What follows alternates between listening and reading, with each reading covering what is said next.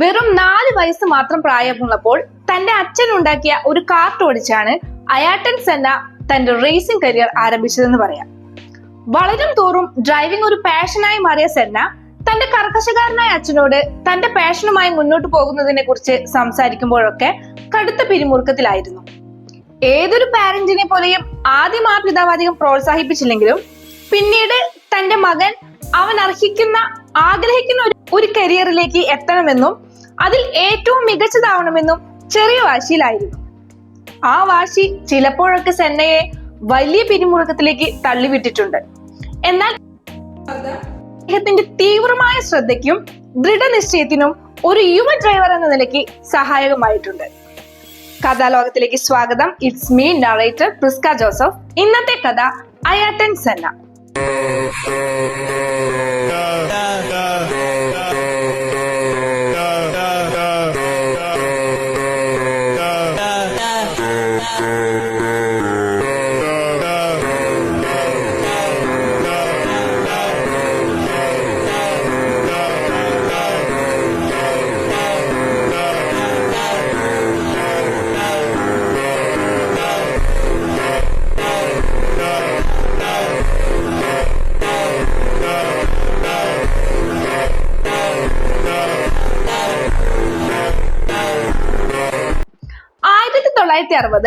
March 21 ബ്രസീലിലെ Sao പോളയിൽ മിൽട്ടന്റെയും need സെന്നയുടെയും മകനായി ജനിച്ചു.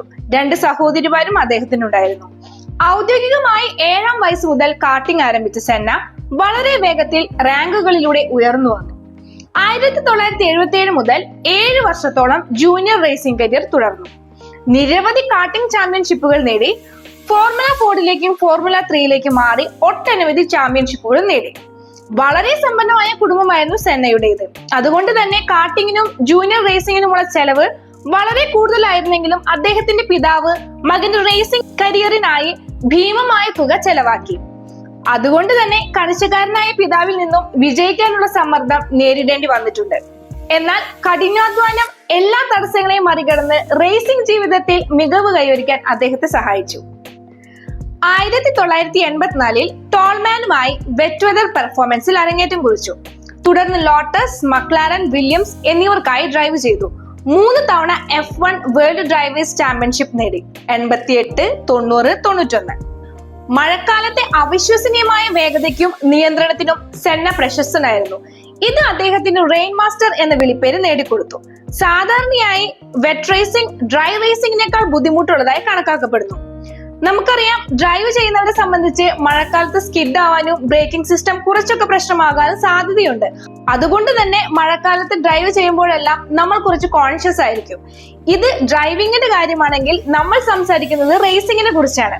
നനഞ്ഞിരിക്കുന്ന ഒരു ട്രാക്ക് സർഫസും ടയറുകളുടെയും ഇടയിൽ ഗ്രിപ്പ് കുറയും. അതുകൊണ്ട് തന്നെ നിയന്ത്രണം വിട്ടുപോകാനുള്ള സാധ്യത വളരെയധികം കൂടുതലാണ്, പ്രത്യേകിച്ചും കൂടുതൽ വേഗത്തിൽ പോകുമ്പോൾ. ഡ്രൈവർമാർ നിരന്തരം ട്രാക്ക് അവസ്ഥകൾ വിലയിരുത്തുകയും അതിനനുസരിച്ച് ഡ്രൈവിംഗ് ക്രമീകരിക്കുകയും വേണം. ഇതിന് ഉയർന്ന തലത്തിലുള്ള ശ്രദ്ധയും വേണം. ഇല്ലെങ്കിൽ സ്പിൻ ഓഫുകൾ, കൂട്ടിയിടികൾ എന്നിവയ്ക്കുള്ള സാധ്യത വർദ്ധിക്കുന്നു. മാത്രമല്ല, ഇത്തരം സാഹചര്യങ്ങൾ ഒരു റേസറെ സംബന്ധിച്ച് കൂടുതൽ മാനസിക സംഘർഷത്തിലേക്ക് നയിക്കാറുണ്ട്.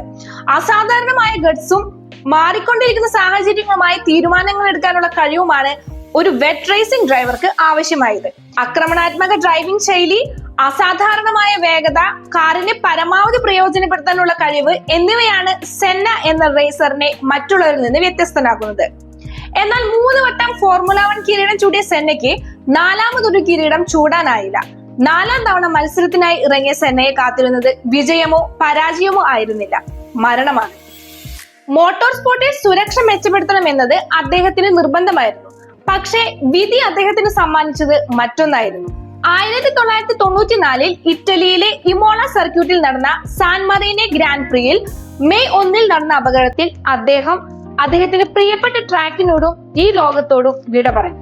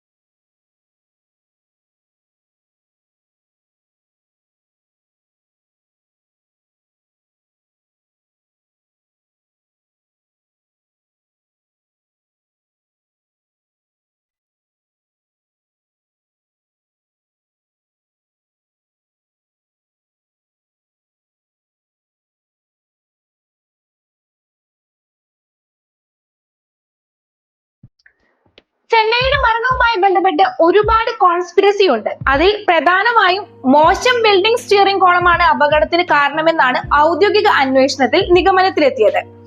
അത് ഒരു തെറ്റ് പറ്റിയതാണോ അതോ മനഃപൂർവ്വമാണോ എന്ന് സംശയിക്കുന്നുണ്ട്. സുരക്ഷയേക്കാൾ വേഗതയാണ് വില്യംസ് ടീം മുൻഗണന നൽകിയതെന്ന് വിമർശിക്കുന്നവരുമുണ്ട്. ട്രാക്കിൽ വെച്ച് സെന്നയ്ക്ക് മസ്തിഷ്ക മരണം സംഭവിച്ചതായി പ്രഖ്യാപിച്ചിരിക്കാമെന്ന് ചില സിദ്ധാന്തങ്ങൾ സൂചിപ്പിക്കുന്നുണ്ട്. എന്നാൽ സംഘാടകരെയും സ്പോൺസർമാരെയും സംരക്ഷിക്കുന്നതിനായി ഔദ്യോഗിക സമയക്രമത്തിൽ മാറ്റം വരുത്തി. ക്രിമിനൽ നിയമങ്ങൾ കാരണം സർക്യൂട്ടിൽ മരണപ്രഖ്യാപനം നിരോധിച്ചു. ഇത് ഊഹാപോഹങ്ങൾക്ക് ആക്കം കൂട്ടി. ചില ടീമുകൾ ട്രാക്ഷൻ കൺട്രോൾ പോലുള്ള നിരോധിത ഡ്രൈവർ സഹായങ്ങൾ രഹസ്യമായി ഉപയോഗിക്കുന്നുണ്ടെന്ന് ചിലർ വിശ്വസിക്കുന്നു.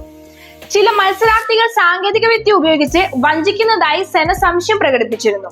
ഇത് അദ്ദേഹത്തിന്റെ മരണത്തിന് ഈ ആരോപിക്കപ്പെട്ട സംവിധാനങ്ങൾ കണ്ടെത്തുന്നതുമായി ബന്ധപ്പെട്ടതാണോ എന്ന അഭ്യൂഹത്തിന് കാരണമായി. സെന്നയും മൈക്കൽ ഷൂമാക്കറും തമ്മിലുള്ള മത്സരത്തിലേക്ക് ചില ഗൂഢാലോചന സിദ്ധാന്തങ്ങൾ വിരൽ ചൂണ്ടുന്നു. ഇത് ഷൂമാക്കറുടെ സംഘത്തിന് സെന്നയുടെ മരണത്തിൽ പങ്കുണ്ടാകാമെന്ന് സൂചിപ്പിക്കുന്നു. പക്ഷെ ഞാൻ മനസ്സിലാക്കുന്നത് ഷൂമാക്കറിന്റെ ഏറ്റവും വലിയ ആരാധന പാത്രം സെന്ന തന്നെയായിരുന്നു എന്നാണ്.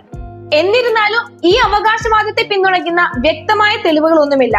വിവിധ അന്വേഷണങ്ങളും കോടതി നടപടികളും ഉണ്ടായിരുന്നിട്ടും അയാർട്ടൺ സെന്നയുടെ മരണത്തിന്റെ യഥാർത്ഥ കാരണം ഇപ്പോഴും ചർച്ചാ വിഷയമാണ്. 10 ലക്ഷത്തിലധികം പേർ പങ്കെടുത്ത ഒരു ചടങ്ങായിരുന്നു സെന്നയുടെ മരണാനന്തര കർമ്മങ്ങൾ. മൃതദേഹം കല്ലറയിലേക്ക് എടുക്കുമ്പോൾ ബ്രസീലിന്റെ വ്യോമസേനാ വിഭാഗങ്ങൾ ആകാശത്ത് നിന്ന് പുഷ്പവൃഷ്ടി നടത്തി. മാത്രമല്ല, അദ്ദേഹത്തോടുള്ള ബഹുമാന സൂചകമായി അദ്ദേഹത്തിന്റെ പേരിന്റെ ആദ്യാക്ഷരമായ എസ് വെളുത്ത പുക കൊണ്ട് ആകാശത്ത് വരച്ചിട്ടു. ഒപ്പം ഒരു മനുഷ്യ ഹൃദയവും. സെന്നയ്ക്ക് അപകടം ഉണ്ടാകുന്നതിന് തൊട്ടു മുൻപ് പരിശീലനത്തിനിടെ ഓസ്ട്രേലിയൻ താരം റോളണ്ട് റാറ്റ്സൻബർഗും കാർ അപകടത്തിൽ മരിച്ചിരുന്നു. ഇത് സെന്നയെ മാനസികമായി തളർത്തിയിരുന്നു. അവിശ്വസനീയമായ പ്രതിഭ, മികവിനായിട്ടുള്ള അദ്ദേഹത്തിന്റെ അക്ഷീണ പരിശ്രമം എന്നിവ ലോകമെമ്പാടുമുള്ള റേസിംഗ് ആരാധകരെ പ്രചോദിപ്പിക്കുന്നു. അയാർട്ടൺ സെന്നയുടെ ജീവിതത്തെ കുറിച്ചുള്ള ഒരു ജീവചരിത്രം 6 എപ്പിസോഡുകളിലായി നെറ്റ്ഫ്ലിക്സിൽ 2024 നവംബർ 29 റിലീസ് ചെയ്തു. ഗബ്രിയൽ ലിയോൺ ആണ് സെന്നയായി വേഷമിട്ടത്.